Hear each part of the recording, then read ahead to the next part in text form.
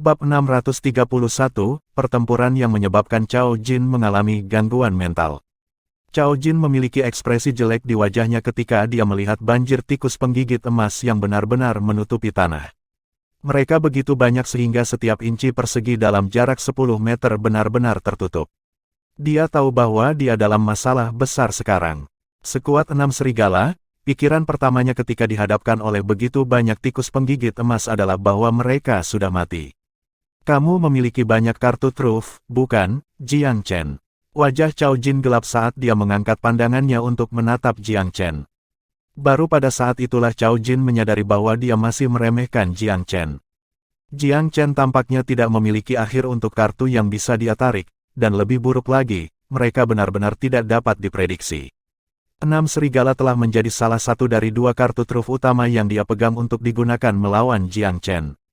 Dia telah mengeraskan hatinya untuk menjatuhkan Jiang Chen, dan segera menamparnya begitu mereka berhadapan.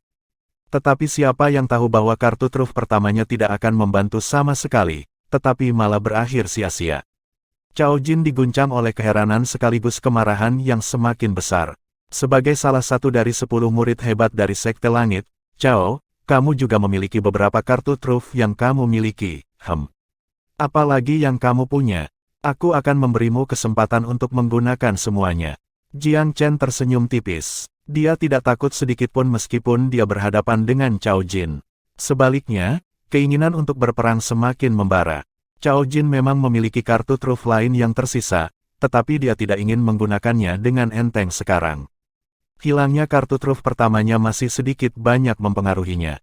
Dia mencibir dan meledak ke atas seperti kilat, memberikan peluit panjang. Kenapa aku harus menggunakan kartu truf untuk melawan pencuri kecil sepertimu? Teknikku yang biasa sudah cukup untuk membunuhmu. Dia menunjuk Jiang Chen saat dia berbicara, dan langit bersinar dengan kemegahan yang bersinar saat mereka dengan keras melonjak ke arah Jiang Chen. Ini adalah salah satu teknik merek dagang dari Sekte Langit, Titik Bima Sakti. Itu sama menakjubkannya dengan surga celestial, dan intinya seperti bintang jatuh. Jiang Chen sedikit terkejut dengan teknik ini, tetapi senyum yang agak aneh muncul di wajahnya pada saat berikutnya. Dari semua hal, dia tidak mengharapkan kebetulan seperti itu. Titik Bima Sakti sebenarnya identik dengan titik supernova yang dia latih, tetapi misteri dan perubahan yang terjadi dalam serangan Cao Jin jauh lebih sederhana daripada titik supernova. Ini juga berarti bahwa sangat mungkin metode Cao Jin adalah versi pemula dari titik supernova. Jiang Chen menghindar, dengan mudah menghindari serangan itu. Karena dia akrab dengan tekniknya, dia tahu persis apa langkah musuh selanjutnya. Titik Bima Sakti, Cao Jin memang berbeda dan sangat mendominasi, tetapi yang membuatnya kecewa, tekniknya yang paling dibanggakan tampaknya sama sekali tidak berguna. Dia bahkan tidak mengenai bayangan Jiang Chen, apalagi menyerang musuhnya. Bagaimana ini mungkin? Bahkan Cao Jin yang sangat percaya diri pun merasa semuanya sudah serba salah. Semuanya berubah aneh sejak bertemu Jiang Chen.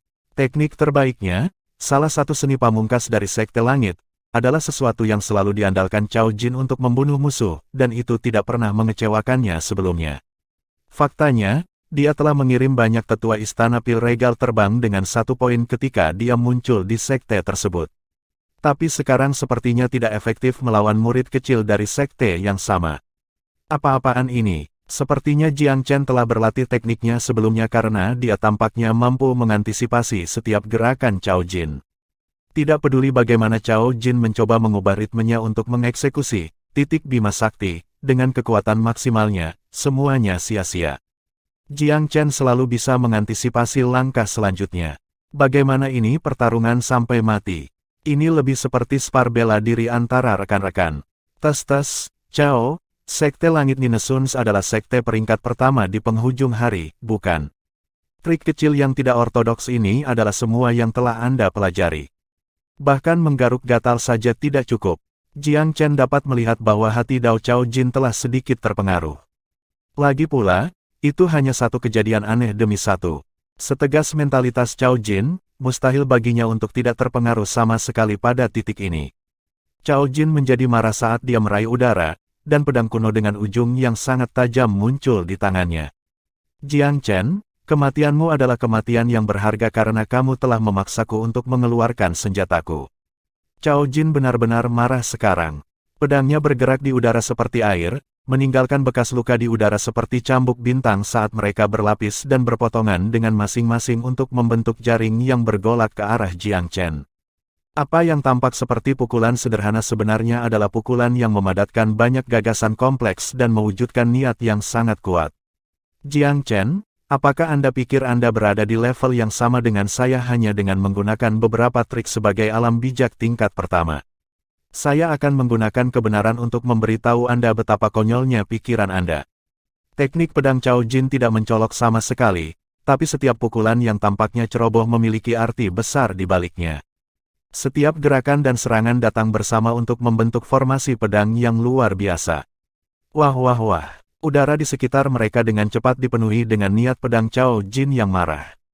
Niat berduri ini bukan hanya demonstrasi dao pedang lagi, tetapi bahkan mencakup arti dari teknik mendalam ini di dalamnya. Ruang itu sepenuhnya tertutup oleh niat pedang pemotongan Cao Jin tak lama kemudian. Gemuruh. Teknik ini berkontraksi dengan keras, mengeluarkan setidaknya 1 juta tikus penggigit emas, tidak meninggalkan apapun selain daging tanah dan darah kental di tanah. Cao Jin tertawa dingin sambil menyarungkan pedang panjangnya. Jelas bahwa dia merasa tidak mungkin bagi Jiang Chen untuk bertahan dari penutup lautan pedang, bahkan jika yang terakhir memiliki tulang dan tendon yang terbuat dari besi. Namun, dia tidak tahu tumpukan berdarah mana yang merupakan Jiang Chen dari banyak orang di area ini. Setelah melihat sekeliling dengan cermat, dia mulai mengobrak-abrik kekacauan untuk mencari cincin penyimpanan Jiang Chen. Namun, dia tidak menemukannya dimanapun dia mencari. Bagaimana mungkin? Cao Jin bingung. Darah dan daging berkurang menjadi apa-apa di bawah penutup Sword Ocean Cover, jadi pasti ada cincin penyimpanan di suatu tempat di sini. Telinganya berkedut saat ini saat dia tiba-tiba menyapu lengannya ke belakang, menyambar beberapa anak panah dari udara. Belum mati. Cao Jin terperangah. Dia baru saja melihat dengan matanya sendiri bagaimana penutup lautan pedang yang mengamuk telah menutupi Jiang Chen.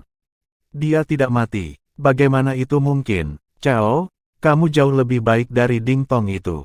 Suara Jiang Chen terdengar dari kehampaan.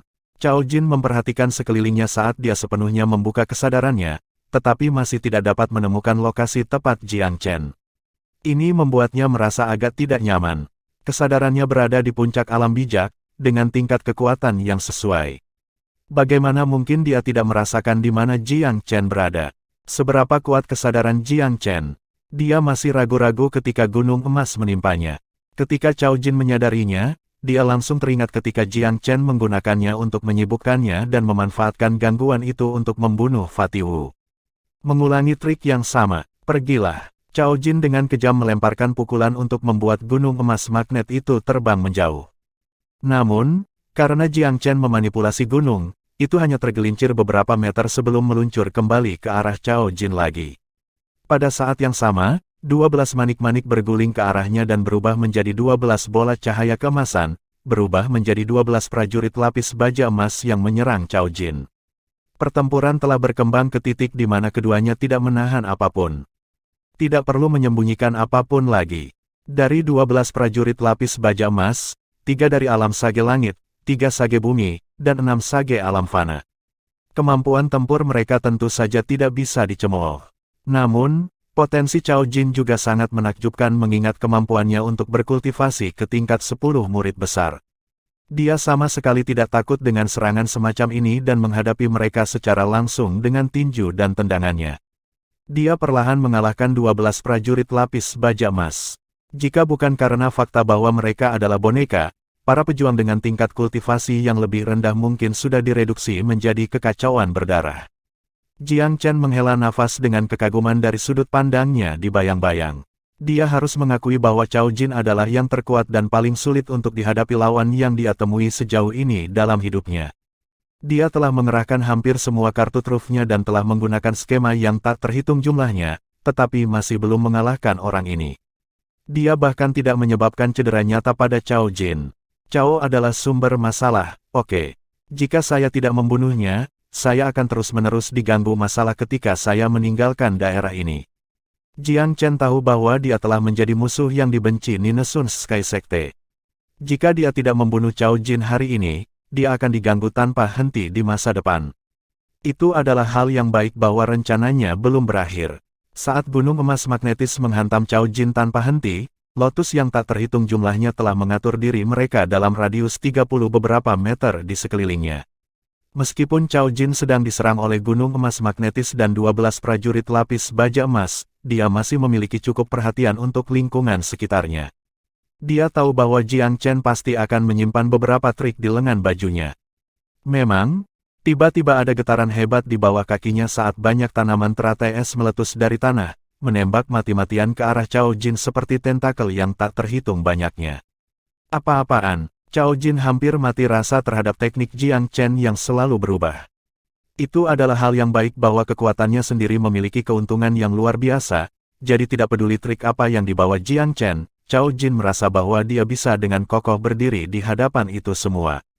Dia akan mampu menangani semuanya pada akhirnya. Oleh karena itu, ketika dia melihat tanaman merambat yang tak terhitung jumlahnya ini menggeram ke arahnya, Cao Jin mengayunkan pedangnya dan memotongnya. Tetapi pada saat itu, gunung emas magnetis sekali lagi meluncur di atas kepalanya. Mengundurkan diri, dia hanya bisa mengangkat tinjunya dan membantingnya ke gunung emas magnet lagi. Tetapi pada saat yang tepat, 12 prajurit lapis baja emas dengan marah menerkamnya, dan tanaman merambat di bawah kakinya membelah bumi seperti bambu musim semi setelah hujan. Bahkan seorang ahli seperti Cao Jin tidak dapat mempertahankan pertahanan yang sempurna dalam menghadapi serangan serentak dari langit, tanah, dan bawah tanah. Jiang Chen, Cao Jin melemparkan kepalanya ke belakang dan melolong ke langit, sangat marah dengan metode tak tahu malu lawannya.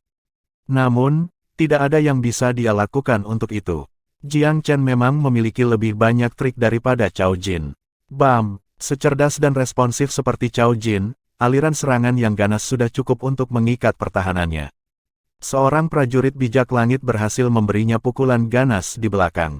Meskipun pukulan ini tidak fatal, itu masih menyebabkan darah di dadanya berbusa sampai dia hampir meludahkannya dengan seteguk darah. Pukulan keras ini tidak mudah untuk ditahan. Cao Jin tidak pernah sekalipun dipaksa dalam keadaan tercela seperti itu sejak dia melakukan debutnya di dunia. Bahkan ketika dia dikalahkan oleh ahli misterius hari itu di Istana Regal Pil, dia juga tidak berakhir seperti ini. Itu juga berada di tangan seorang pembudidaya alam kaisar, jadi dia tidak merasa itu sebagai masalah yang memalukan. Tapi sekarang, lawannya hari ini hanyalah semut dari alam bijak tingkat pertama. Ini benar-benar membuat Cao Jin frustasi sampai dia ingin memuntahkan darah. Bab 632, Cao Jin mati dengan penyesalan abadi.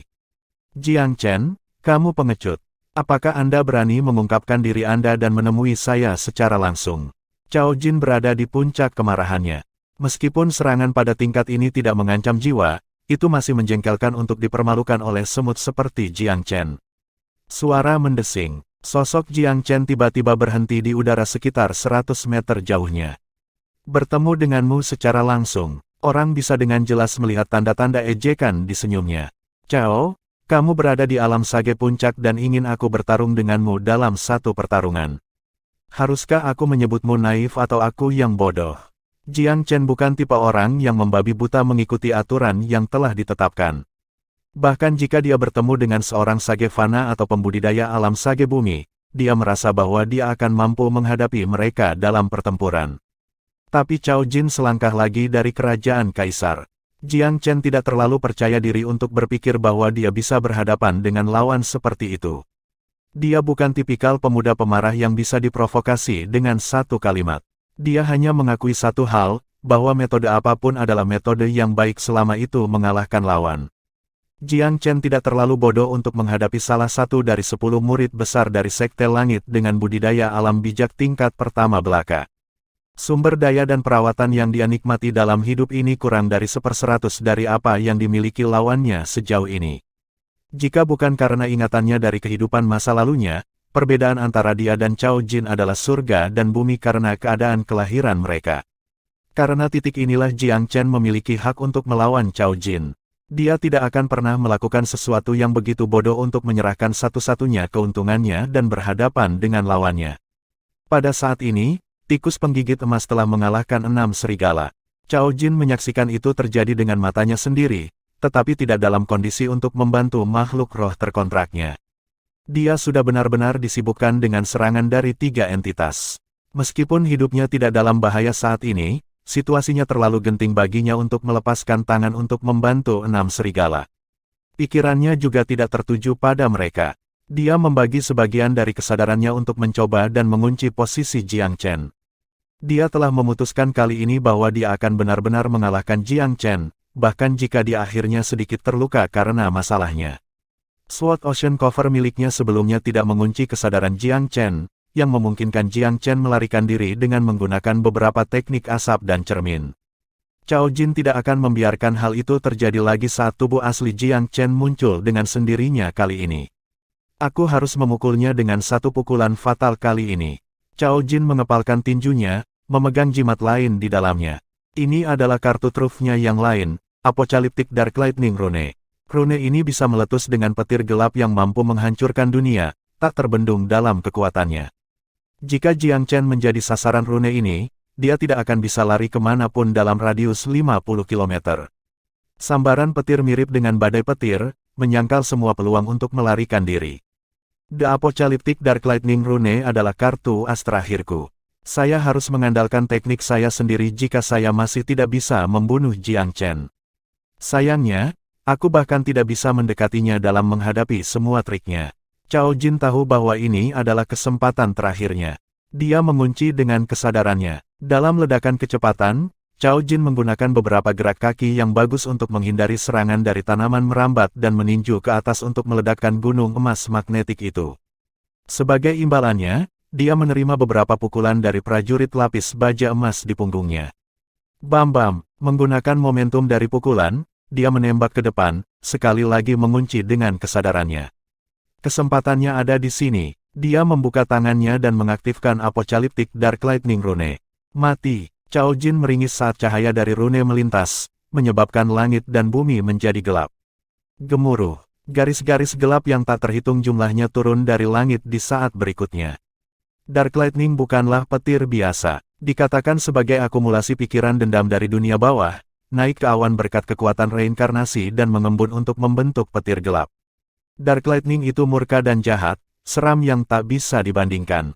Ketika dipukul, niat jahat yang tak ada habisnya akan menjerat targetnya dan dengan cepat membuat korban menjadi kerangka. Sebuah rune guntur. Jiang Chen mulai ketika dia melihat es Cao Jin, tapi itu adalah langkah selanjutnya yang mengejutkan Cao Jin sebagai balasannya. Jiang Chen mengangkat kedua tangannya dan mengambil sikap menyambut, seolah-olah sangat menyambut kedatangan kegelapan. Saat Cao Jin berdiri di sana, terpana, gunung emas magnetis di atasnya runtuh lagi dengan kejam. Untunglah refleksnya cukup cepat untuk memungkinkannya mendorong ke atas dengan kedua tangan, menahan gunung di jalurnya. Dia akan mendorongnya menjauh ketika 12 prajurit lapis baja emas menerkam tanpa rasa takut. Beberapa melingkari kepalanya, yang lain di sekitar kakinya, dan lebih banyak lagi di pinggangnya. Tanaman merambat yang tak terhitung jumlahnya melonjak ke atas dengan marah pada saat yang sama dan terjalin di sekitar tubuhnya, mengikatnya dalam sekejap mata. Cao Jin sangat marah saat dia berteriak keras, "Pergi!" Gemuruh. Dia berjuang bebas dari semua tanaman merambat saat kekuatan teriakannya memecahnya menjadi potongan-potongan kecil. Namun, para prajurit lapis baja emas, tidak hidup dan karenanya tidak tahu arti dari ketakutan. Mereka kembali untuk putaran lain setelah diabaikan. Karena tangan Cao Jin sibuk dengan gunung emas magnetis, dia hanya bisa menggunakan bahu dan lututnya untuk menyerang. Hal ini tentu menghambat pergerakannya. Saat itulah sesuatu yang menakjubkan terjadi. Petir turun, tapi, saat mereka hendak mencapai Jiang Chen, beberapa kekuatan misterius sepertinya menghentikan serangan mereka, menyebabkan mereka menghilang ke dalam kehampaan. Seolah-olah ada lubang hitam ajaib di Jiang Chen yang bisa menelan kilat gelap. Cao Jin merasa seperti beban besi baru saja menabrak dadanya. Matanya menyaksikan segalanya, tetapi pikirannya menolak untuk memahaminya. Dia telah mampu menanggung kehilangan 6 serigala karena tikus penggigit emas, tetapi kartu as dari rune petir kegelapan apokaliptik ini adalah sesuatu yang dapat membunuh bahkan seorang kultivator kaisar biasa begitu mereka ditangkap olehnya. Namun mereka bahkan tidak menggaruk Jiang Chen. Itu lebih seperti dia menyerap semuanya. Cao Jin benar-benar terpana dengan pemandangan aneh ini. Dia hampir bertanya-tanya apakah Jiang Chen adalah hantu atau iblis pada saat ini. Apakah dia abadi? Apakah ada jenis serangan yang efektif padanya? Meskipun dia hanyalah orang bijak tingkat pertama, Cao Jin memiliki kesalahpahaman pada saat itu bahwa tidak mungkin untuk mengalahkan Jiang Chen. Jiang Chen menarik tangannya saat senyum di wajahnya melebar. Postur tubuhnya santai seperti sedang menikmati angin musim semi. Dia memandang Cao Jin, "Cao, sepertinya kamu telah menggunakan kartu truf lain."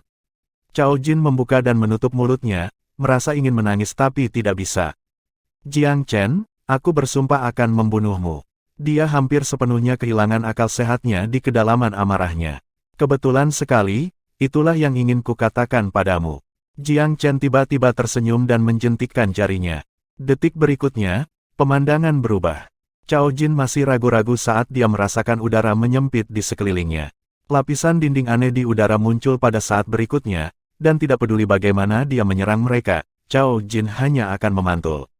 Apa yang sedang terjadi? Cao Jin benar-benar panik sekarang. Dia bingung ketika esnya baru saja gagal, tetapi tidak sampai panik. Sekarang, tidak hanya dia sedikit panik, dia bahkan sedikit takut. Masalah telah benar-benar tidak terkendali, dan dia sekarang dikurung di ruang penyimpanan, seperti dia dikurung di penjara independen di luar angkasa di area ini. Dia tidak dapat menerobos tidak peduli bagaimana dia menyerangnya. Apakah ini formasi? Cao Jin terkejut dan mengira dia bertemu dengan formasi lagi. Dia mengeluarkan Monster Owl. Dia menyerang udara dengan ganas dengan teknik membelah formasi, tetapi menyadari bahwa sangkar di udara ini bukanlah formasi sama sekali. Teknik pemisahan formasi tidak berpengaruh. Ini bukan formasi. Cao Jin bahkan lebih ketakutan dan berteriak. "Jiang Chen, dasar kecil yang licik. Trik apa yang kamu lakukan sekarang?" Jiang Chen tertawa santai dan melihat perjuangan binatang buas yang dikurung. Dia tahu bahwa Cao Jin tidak akan bisa kabur kali ini.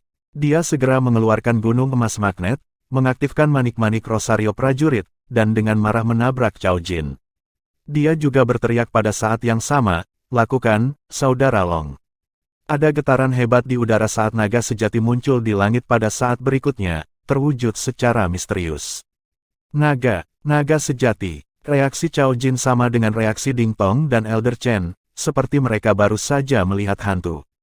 Sekuat dia, hatinya tenggelam ketika dia melihat naga sejati dari zaman kuno. Meskipun dia merasa bahwa naga ini sepertinya masih muda, bahkan naga yang paling lemah pun tetaplah naga sungguhan. Naga pada dasarnya adalah ras pertempuran, dan salah satu garis keturunan paling unggul dari zaman kuno. Kemampuan dan potensi tempur mereka praktis bawaan, dan bahkan yang terlemah dari mereka akan menjadi jenius tertinggi dalam ras manusia. Belum lagi Cao Jin telah mengetahui bahwa wilayah naga inilah yang menahannya. Di antara manusia, hanya para pembudidaya alam kaisar yang dapat menyebarkan lingkup pengaruh mereka sendiri, wilayah kekuasaan mereka. Namun, naga ini tampaknya mampu melakukannya karena belum memasuki ranah kaisar. Dari sini terlihat betapa hebatnya potensi ras ini. Cao Jin sangat menyesali tindakannya sekarang. Dia akhirnya mengerti bahwa Jiang Chen telah menyebarkan segala macam asap dan cermin bersamanya, tetapi kartu as terakhirnya adalah naga sejati ini. Jika dia segera memanggil naga ini, maka Cao Jin akan menyadari kekalahannya yang tak terhindarkan dan lari. Tapi Jiang Chen telah bertindak bahwa mereka seimbang, membuat Cao Jin berpikir bahwa dia bisa menangani lawannya dan dengan demikian tidak ingin melarikan diri sama sekali. Dia secara bertahap menjadi mati rasa terhadap semua tindakan Jiang Chen, mengakibatkan kesulitannya saat ini karena terkunci di wilayah naga. Tidak ada kata-kata untuk menggambarkan penyesalan Cao Jin, tapi tidak ada yang bisa dia lakukan di hadapan wilayah naga, bahkan dengan semua seni dan teknik yang tersedia untuknya. Di bawah serangan lanjutan Long Xiaoxuan dan Jiang Chen, Cao Jin dipukuli habis-habisan seperti anjing yang jatuh ke air. Matanya masih penuh penyesalan abadi pada saat nafas terakhir meninggalkan paru-parunya. Namun Long Xiaoxuan mengangkat tubuhnya begitu saja dan meremukkannya beberapa kali. Peralatan Cao Jin terus berjatuhan, seperti Ocean Cover Sword, Monster Owl, dan banyak cincin penyimpanan yang terisi penuh. Ini adalah rejeki tak terduga untuk Jiang Chen. Cincin penyimpanan Shizhen dan Fatih Wu juga secara alami masuk ke tangannya. Bab 633, Keberangkatan Jiang Chen. Ada beberapa barang bagus di cincin penyimpanan Cao Jin.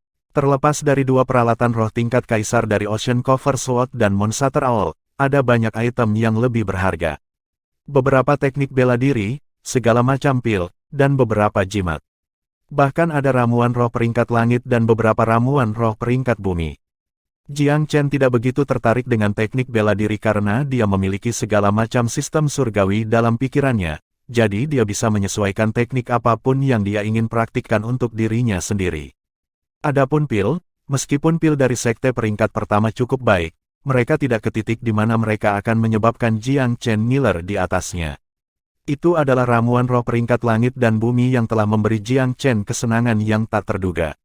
Tentu saja, yang paling dia sukai adalah selusin jimat. Mereka semua tipe yang berbeda, beberapa untuk menyerang, beberapa untuk gerakan, dan beberapa untuk pertahanan. Meskipun tidak ada yang luar biasa seperti Apocalyptic Dark Lightning Rune, level jimat ini juga tidak terlalu rendah. Jiang Chen begitu saja menyingkirkan mereka semua. Ini akan menjadi alat vital di gudang senjatanya ketika dia berhadapan dengan musuh di masa depan. Adapun cincin penyimpanan lemak, itu sangat menekan Jiang Chen. Lemaknya sudah siap, jadi cincin penyimpanannya kosong. Hampir tidak ada yang berharga. Jiang Chen sangat kesal setelah mengetahui bahwa dia hampir membuangnya. Raja pil peringkat kedua yang dia bunuh pertama memiliki pemikiran yang sama dengan si gemuk. Cincin penyimpanannya juga hampir kosong karena dia takut terjadi kecelakaan. Cincinnya hanya berisi beberapa ramuan roh yang dia panen sejak memasuki gunung, selain dari medali identitasnya sebagai Raja pil peringkat kedua. Sepertinya keduanya juga waspada terhadap Cao. Mereka tidak membawa harta mereka. Jiang Chen mengidentifikasi inti masalahnya setelah beberapa saat. Dia tidak terlalu bersemangat untuk menyingkirkan 3 murid sekte langit yang menyerang. Masalah tidak akan berakhir karena mereka telah binasa, dan bahkan mungkin memperburuk keadaan mulai sekarang. Begitu sekte Tristar mengungkapkan rahasianya, Myriad Domain ditakdirkan untuk tidak lagi menikmati kedamaian. Menghancurkan ketiganya mungkin hanya menambahkan bahan bakar ke api. Namun, Jiang Chen tidak punya jalan lain. Ketiganya akan membunuhnya jika dia tidak membunuh mereka.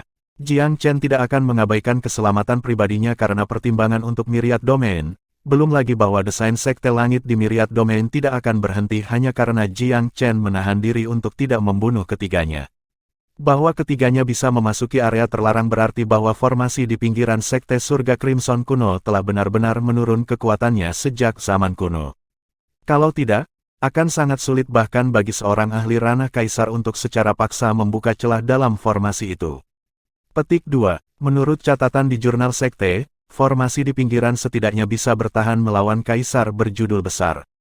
Hanya pembudidaya Empyrean yang bisa menembus formasi di pinggiran. Tapi sekarang sepertinya berbagai penyumbatan di pembuluh darah roh yang memberi daya pada formasi, yang terbentuk saat ribuan tahun berlalu, pada akhirnya masih memengaruhi kekuatan formasi. Sebelum Jiang Chen melihat catatan itu, dia mengira formasi ini abadi dan abadi.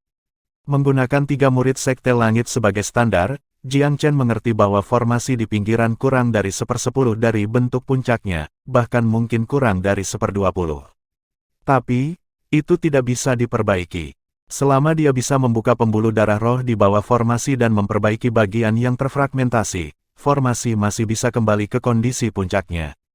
Namun, itu bukan sesuatu yang bisa dicapai dalam satu malam, dan Jiang Chen tentu saja tidak punya waktu untuk mengurusnya sekarang. Selain itu, ketiga orang itu baru saja menerobos masuk ke kebun herbal kuno, itulah batas mereka. Ini hanya pinggiran dari reruntuhan sekte langit merah tua. Hati sejatinya hanya akan mengungkapkan dirinya setelah melalui formasi di altar. Bahkan kaisar berjudul besar hampir tidak memiliki harapan untuk menerobos masuk, apalagi ketiga murid muda ini. Jiang Chen masih memutuskan untuk meninggalkan gunung dan kembali ke istana pil regal untuk melihatnya. Setelah absen selama 2 tahun, dia benar-benar tidak sabar untuk kembali. Di lokasi rahasia sekte langit Ninesuns, puluhan ribu lampu jiwa menghiasi ruangan itu. Mereka semua milik tokoh terpenting dari sekte langit. Yang tertinggi dari mereka secara alami adalah kelas berat sekte, seperti kepala sekte, tetua, kepala manor, inspektur tingkat tinggi, dan kepala divisi dari divisi yang lebih besar. Lampu jiwa para jenius muda terletak di sebelah kanan. Lampu para tetua diwarnai hijau, dan para jenius muda, rona merah. Lokasi ini adalah salah satu zona terlarang dari sekte langit. Masuk ke lokasi ini membutuhkan medali khusus, dan mereka yang bertanggung jawab adalah administrator tingkat yang lebih tinggi.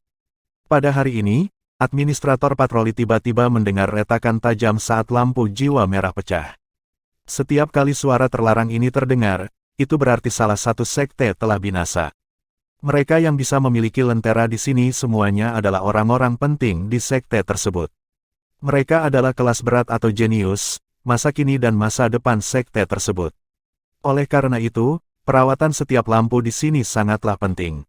Ketika administrator mendengar lampu pecah, jantungnya melompat dan dia buru-buru melihat nama di lampu yang hancur. Itu adalah Shizen. Shizen, Raja Pil peringkat kedua Shizen. Hati administrator kejang. Ketika datang ke Shizen, dia paling jenius kelas 1 pseudo dalam hal bela diri Dao, tetapi benar-benar puncak ketika datang ke Pil Dao. Itu sebabnya dia memiliki hak untuk menempatkan lampu jiwanya di sini, dan dalam posisi lebih dekat ke depan pada saat itu. Semakin jauh di depan penempatan seseorang, semakin tinggi posisi mereka. Administrator menghela nafas ketika dia melihat lampu jiwa Shizen pecah. Raja Pil peringkat kedua.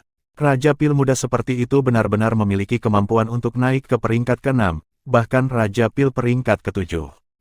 Langit iri pada yang berbakat. Kasihan sekali Shizen. Meskipun dia terkejut, administrator tidak terburu-buru untuk membuat laporan. Dia berencana memberitahu atasannya hanya ketika giliran kerjanya selesai. Lagi pula, meskipun posisi Shizen tidak rendah, itu tidak sampai pada titik di mana sekte harus gemetar karena dia binasa.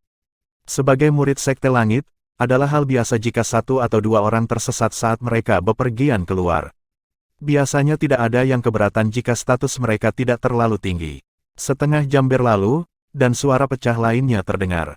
Hati administrator kejang lagi. Apa yang sedang terjadi? Hari macam apa ini? Mengapa ada dua lampu yang pecah pada hari yang sama? Itu adalah kejadian yang sangat langka untuk dua lampu pecah pada hari yang sama.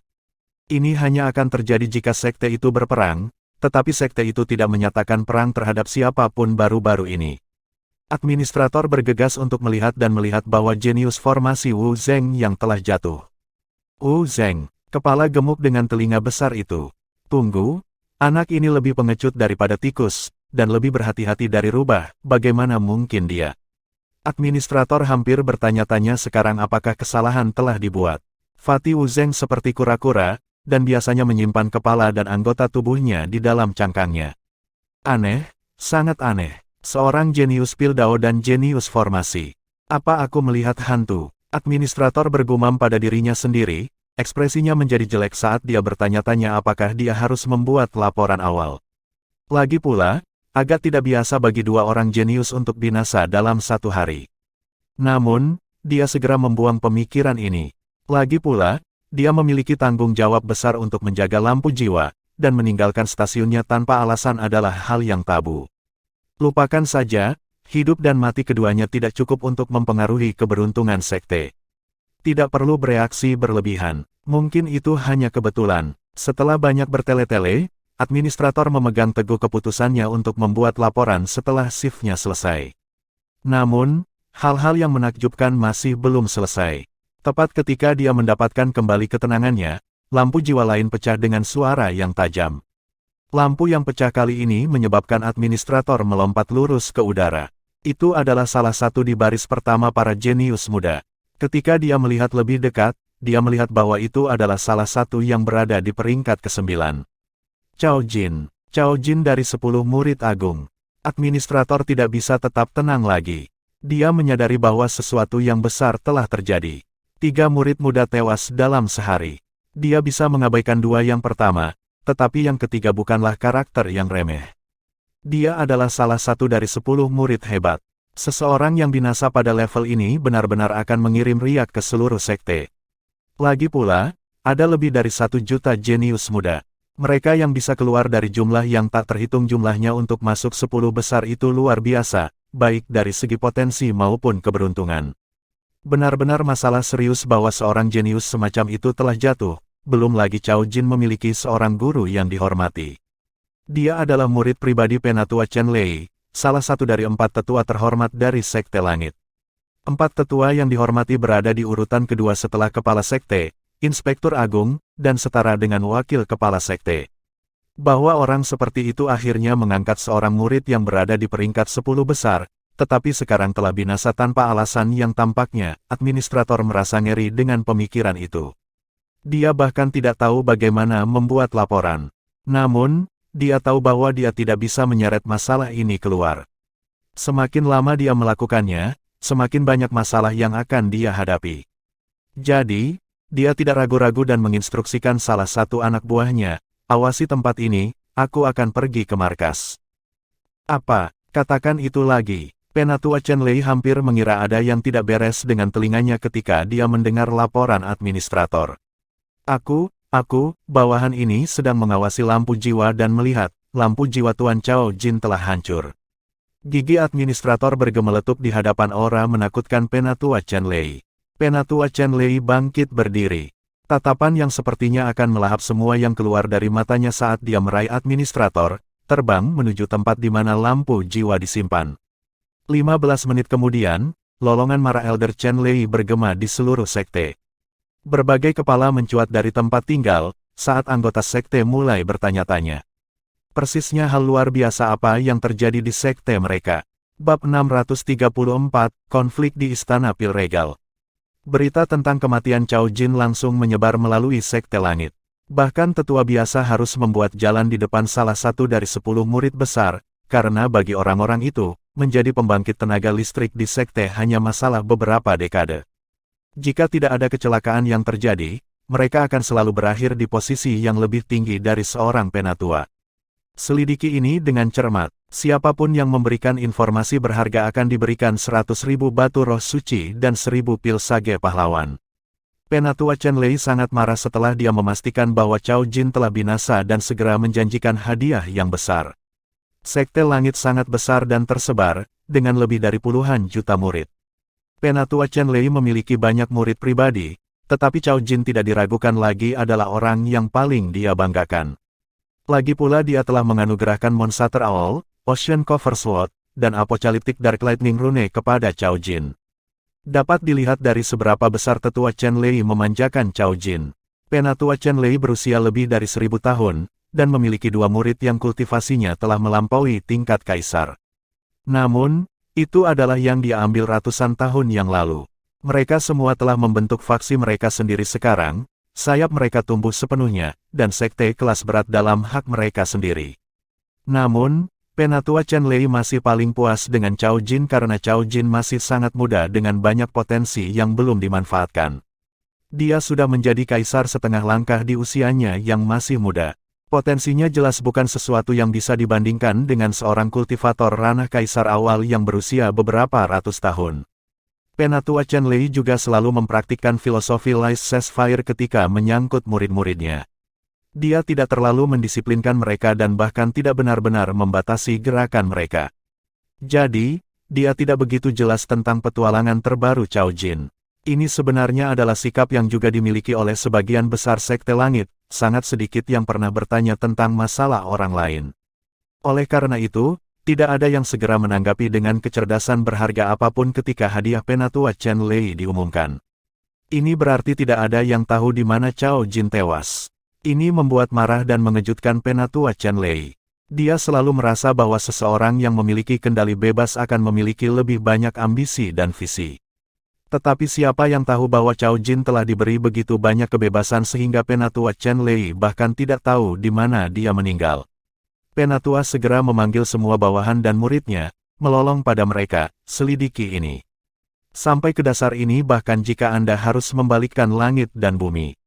Petik 2. Penatua Chen Lei mengatupkan giginya saat niat membunuh yang tak terbatas meluap dari matanya. Sebagai seorang ahli dari ranah kaisar tingkat 8, tidak berlebihan untuk mengatakan bahwa seluruh sekte gemetar ketika dia marah.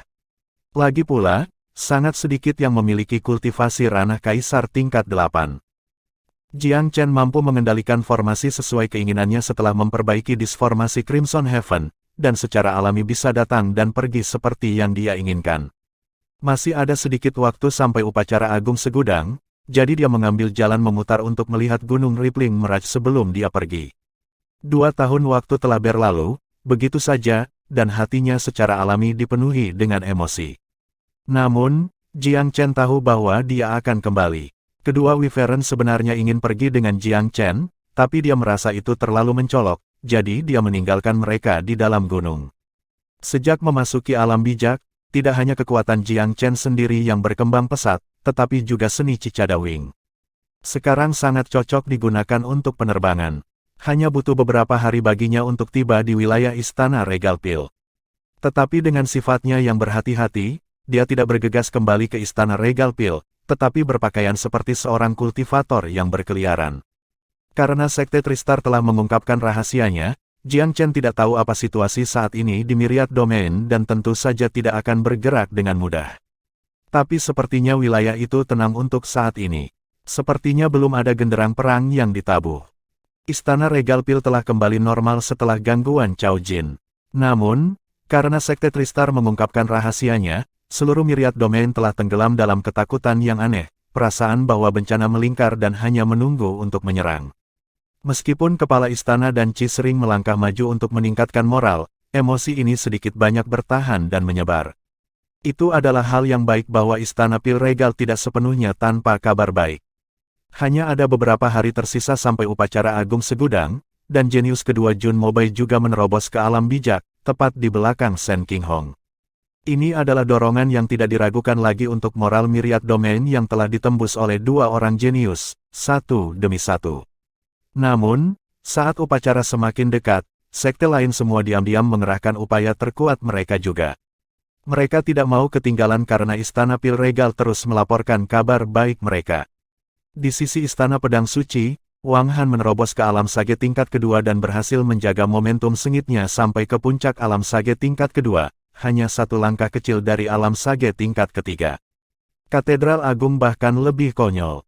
Jenius top mereka Xiang Qin dan Yue Bai semuanya menerobos ke alam bijak tingkat ketiga, dan Xiang Qin pasti sudah makan semacam benda yang menentang surga saat dia tampak siap untuk menerobos ke alam bijak bumi.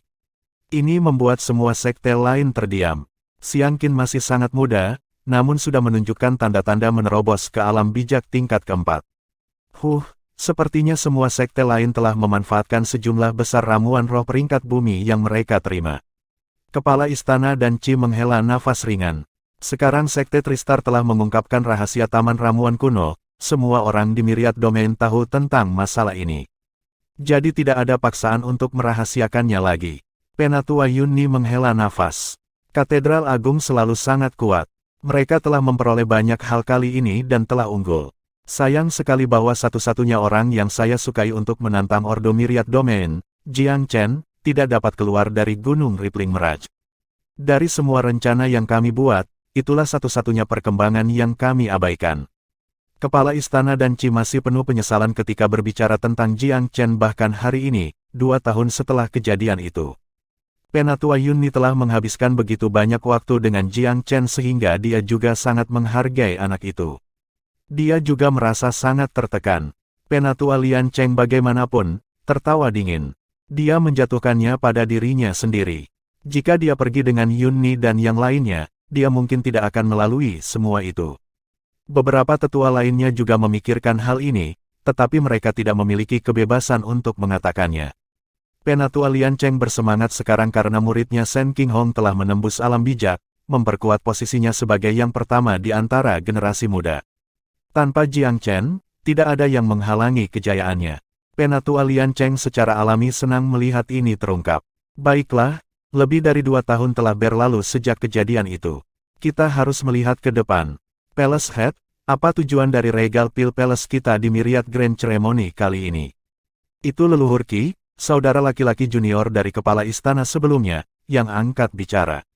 Dan Qi tidak berani menyembunyikan apapun di depan leluhur dan berkata dengan sungguh-sungguh, kami hanya bisa melakukan yang terbaik kali ini. Shen Qinghong dan Jun Mobei telah menerobos, tetapi para jenius dari sekte lain juga cukup menakjubkan. Mengesampingkan katedral besar, Istana Pedang Suci adalah saingan kematian kita. Saya khawatir mereka akan mencari pembalasan publik untuk kesalahan pribadi. Adapun kekuatan Wang Han, generasi muda dari Regal Pil Palace kita. Dan Qi tidak menyelesaikan kata-katanya, tetapi semua orang tahu artinya. Penatua Lian Cheng bagaimanapun, secara terbuka tidak senang. Kepala istana, meskipun Wang Han kuat, Shen Qinghong telah menembus alam bijak dan belum tentu jauh lebih buruk darinya. Ketika seseorang terlibat dalam spar yang serius, seseorang harus memiliki momentum dan keberanian untuk memperjuangkan kemenangan. Jika kita mulai meringkuk sebelum pertempuran, bagaimana istana pil regal kita akan naik di atas semua sekte? Mentalitas Elder Lian Cheng telah mengalami sedikit perubahan sejak Shen Qinghong menerobos ke alam bijak. Yang paling penting adalah dia terluka parah setelah Cao Jin berkunjung terakhir kali, dan pola pikirnya juga terpengaruh. Dia merasa bahwa dia telah sengaja dijauhkan dari lingkaran kebun herbal kuno dan dibiarkan berkubang dalam ketidaktahuannya. Karena semua alasan ini, Penatua Lian Cheng sekarang memiliki perut yang penuh dengan kemarahan terhadap Dan Qi dan Yunni. Meskipun informasi tentang kebun ramuan kuno telah dibatasi karena sumpah surgawi, itu jelas tidak terlintas dalam pikiran Penatua Lian Cheng. Dia merasa bahwa dia telah dikucilkan oleh Dan Qi dan Penatua Yunni. Dia belum menerima satu pun tangkai ramuan roh dari begitu banyak. Dia secara alami marah. Dan Qi menjentikkan pandangan tanpa komitmen pada Penatua Lian Cheng. Kebutaan yang membandel bukanlah jalan ke depan bagi para kultivator generasi kita. Jika Penatua Lian Cheng pergi ke Gunung Rippling Mirage, Anda akan tahu seberapa besar permusuhan yang dimiliki Istana Pedang Suci terhadap Istana Pil Regal. Wang Han membenci sekte kami dengan penuh semangat. Petik 2. Penatua Lian Cheng mendengus dingin lagi. Wang Han baru saja menembus alam bijak belum lama ini, mengapa dia bisa naik ke level kedua dan bahkan mendekati level ketiga?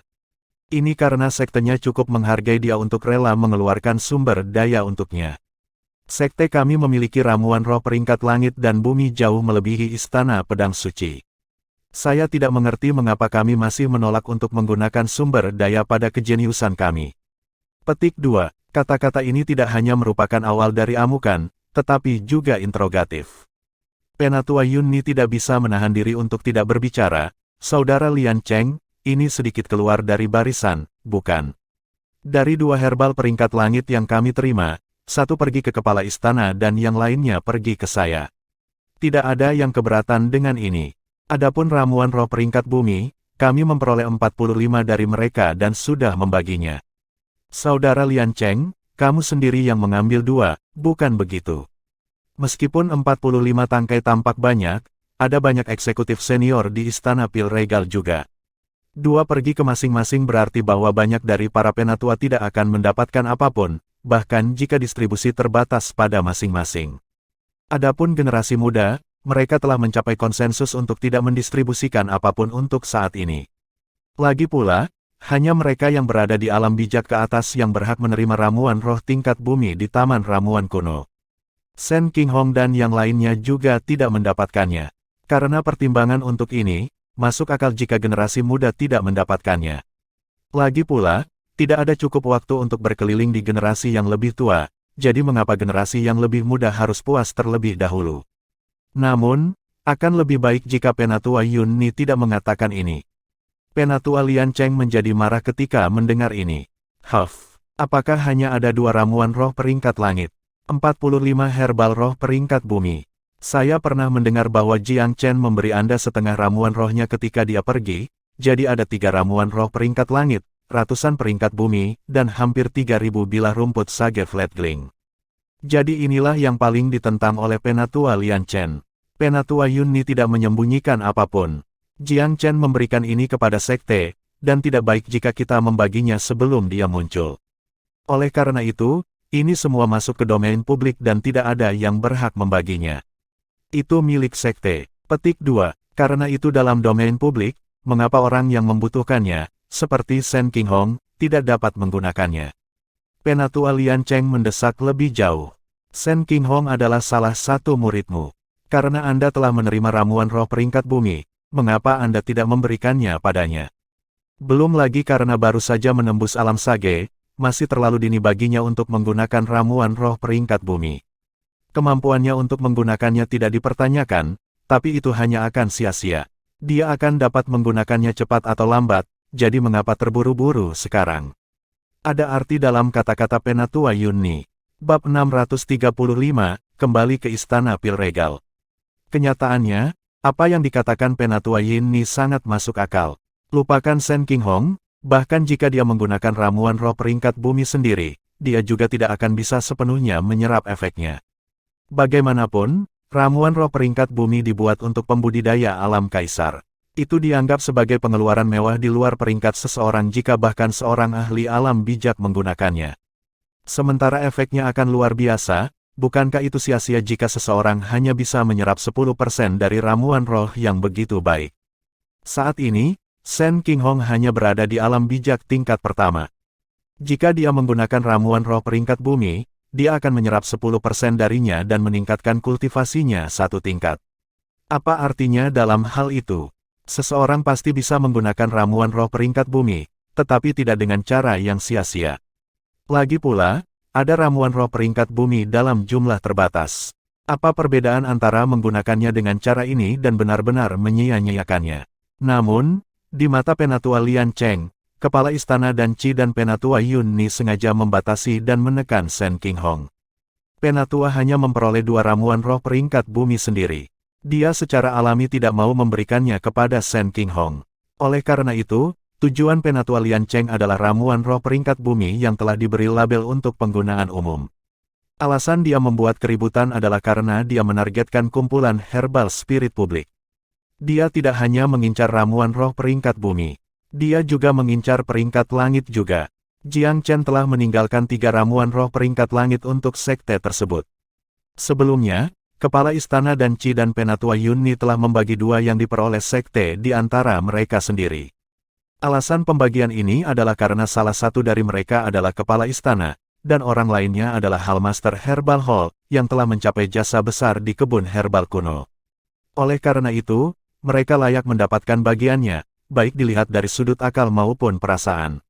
Namun, 3 ramuan roh peringkat langit lebih lanjut telah disediakan oleh Jiang Chen. Jika itu adalah kontribusi Jiang Chen untuk sekte, lalu mengapa itu tidak bisa dibagikan di antara yang lain? Leluhur Qi, Penatua Hu, kalian berdua adalah orang-orang yang memiliki kebajikan dan gengsi besar di sekte tersebut. Aku, Lian Cheng, merasa ini tidak adil bagi kalian berdua. Apakah kedua leluhur sekte tidak memenuhi syarat untuk mendapatkan bahkan 1 ramuan roh peringkat langit?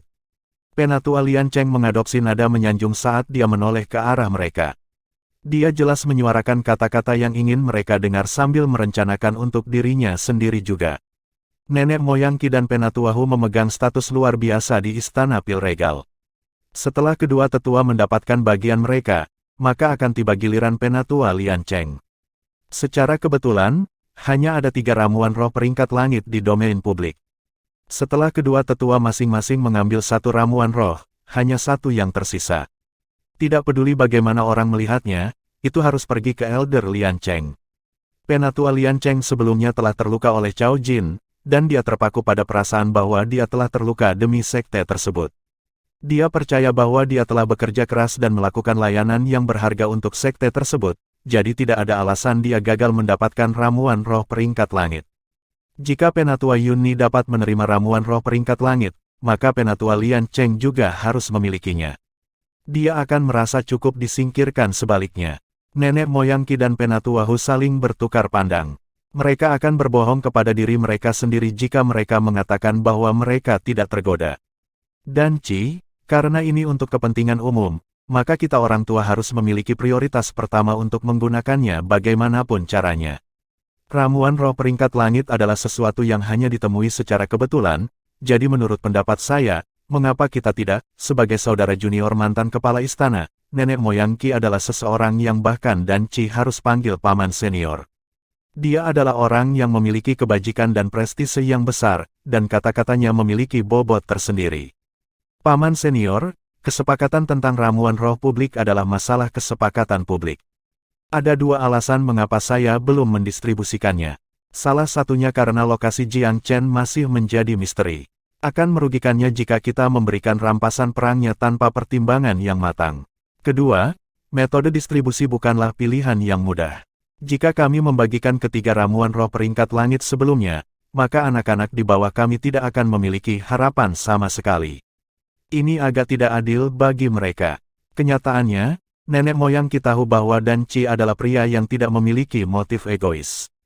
Itulah mengapa leluhur Qi tidak berniat menargetkan kepala istana dan tidak mempermalukannya setelah kata-kata ini.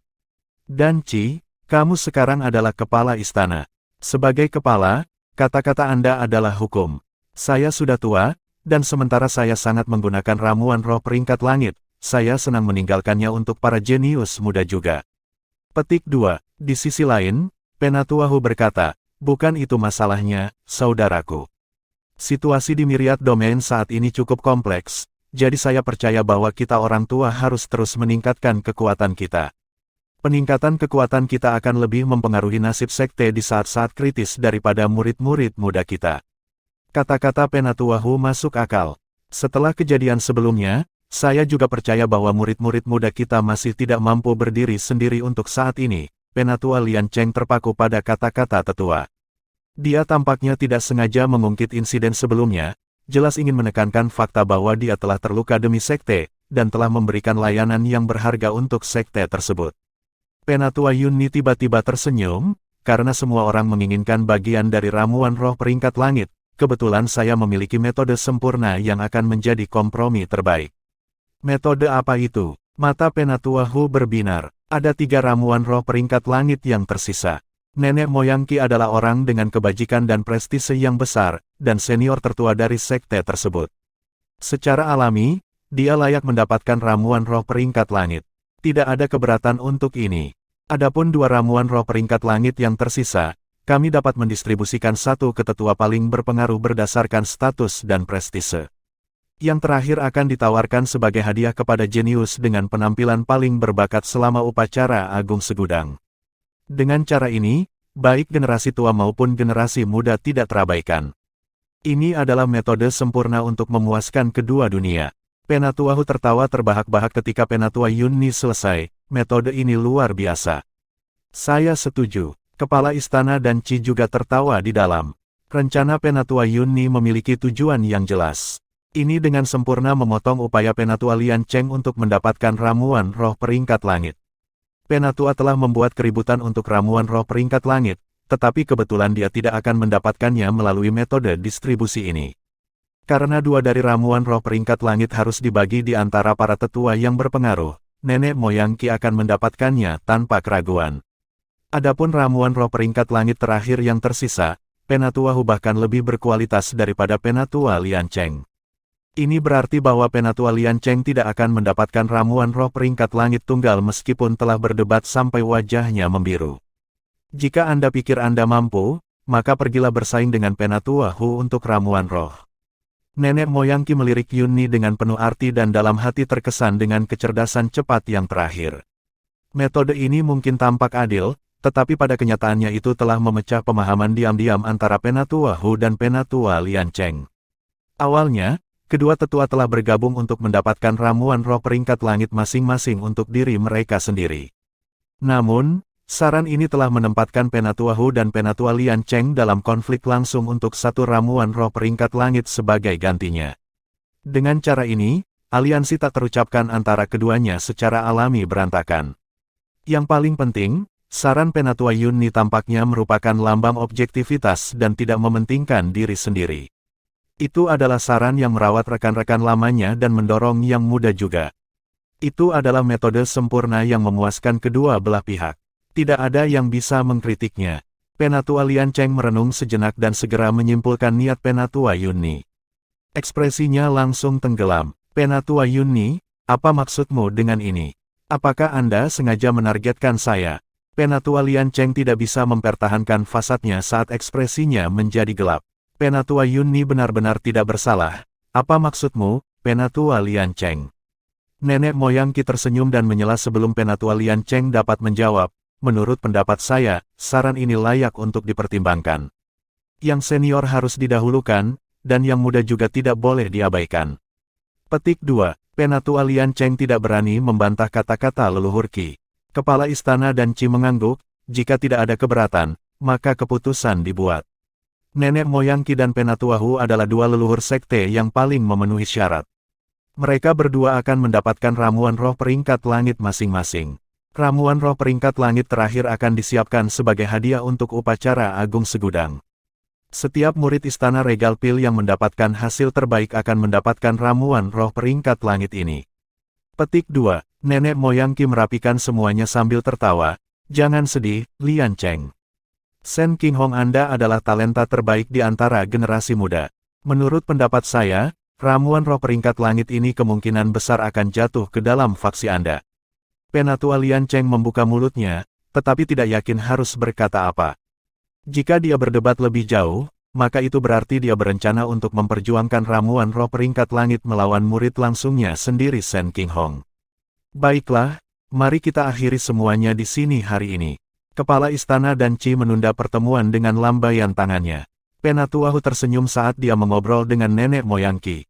Dia secara alami senang karena dia mendapatkan ramuan roh peringkat langit yang dia inginkan, dan berpikir bahwa baik kepala istana dan Qi dan Penatua Yunni telah memberinya banyak wajah.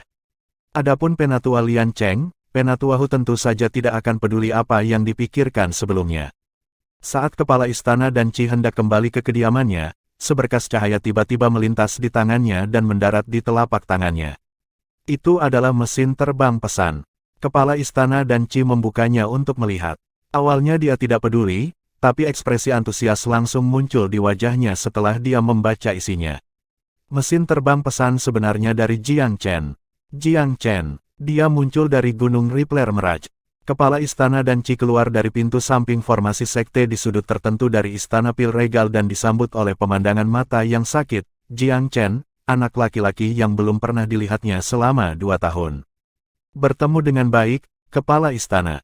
Haha, Jiang Chen, aku tahu itu. Anda bukan orang biasa, dan hanya meraj Gunung Ripple tidak cukup untuk menahan Anda.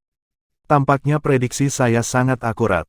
Kepala istana dan Qi benar-benar gembira. Hari ini adalah hari paling bahagia dalam hidupnya dalam 2 tahun terakhir. Kepala istana, apakah berita tentang pengkhianatan Sekte Tristar dan penyerahan diri kepada Sekte Langit Ninesun sudah terungkap? Apakah mereka benar-benar berbondong-bondong ke spanduk Ninesun Sky Sect? Dan Qi telah menyimpulkan ini sebelumnya, tetapi pada akhirnya tidak memiliki bukti untuk membuktikan teorinya. Itu benar sekali. Saya mengetahuinya hanya beberapa hari setelah saya memasuki Gunung Rippling Meraj.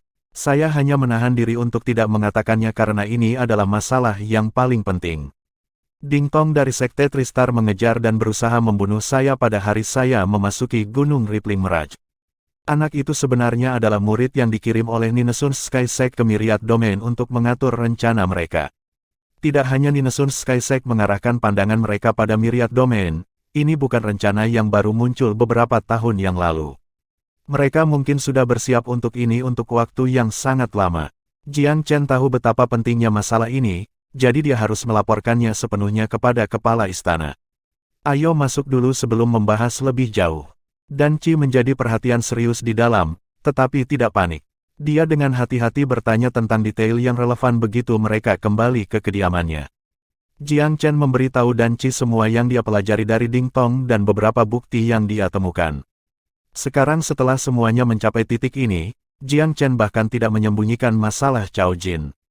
Kau sedang membicarakan Cao Jin, anak muda beralis biru itu. Ekspresi Dan Qi berubah drastis setelah mendengar ini. Apakah dia memasuki area terlarang di Gunung Rippler Meraj? Kamu tahu tentang dia, kepala istana? Jiang Chen ingat Cao Jin mengklaim bahwa dia pernah datang ke istana Regal Pil sebelumnya. Apakah itu benar? Tidak hanya aku mengenalnya, aku bahkan pernah bertarung melawannya sekali. Kekuatan anak ini tidak terduga, dan aku nyaris tidak bisa menerima pukulan darinya. Jika saya tidak dibantu oleh seorang dermawan, saya tidak tahu apakah saya bahkan bisa memblokir 3 gerakan darinya. Dan Qi tidak pernah membungkuk kepada siapapun dalam hidupnya, tetapi sampai hari ini dia tidak merasa kurang mampu daripada yang dia inginkan ketika memikirkan Cao Jin, meskipun kepala istana saat ini berada di alam bijak tingkat ke-7. Dan Qi segera mengulangi cerita tentang gangguan yang disebabkan oleh Cao Jin. Orang berjubah misterius, sosok cantik tiba-tiba melintas di benak Jiang Chen. Dia tidak bisa tidak berpikir, mungkinkah itu dia? Jiang Chen mungkin tidak menyaksikannya dengan matanya sendiri, tetapi pikiran pertama yang terlintas di benaknya berkaitan dengan Nona Huanger yang misterius itu.